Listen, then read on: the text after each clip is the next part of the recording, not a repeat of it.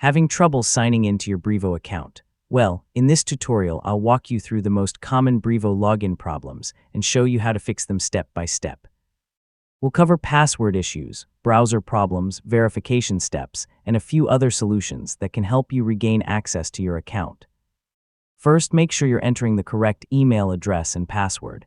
Check for typing mistakes, extra spaces, or even the wrong keyboard layout. If your browser has a saved password, compare it with the one you're entering manually. If you've forgotten your password, click the Forgot Password link.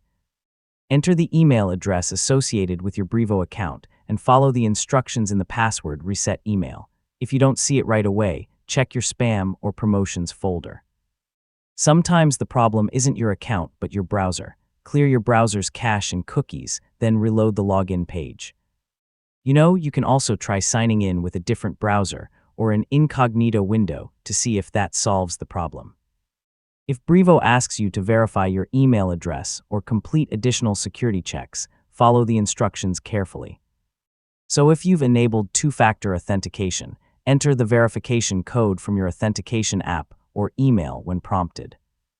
If you're still unable to log in, check whether Brevo is experiencing a temporary service issue or scheduled maintenance. Also, make sure your internet connection is stable and that your account hasn't been restricted for security reasons. Finally, if none of these solutions work, visit the Brevo Help Center and contact the support team. Include the error message you're seeing, the email address connected to your account, and the troubleshooting steps you've already tried.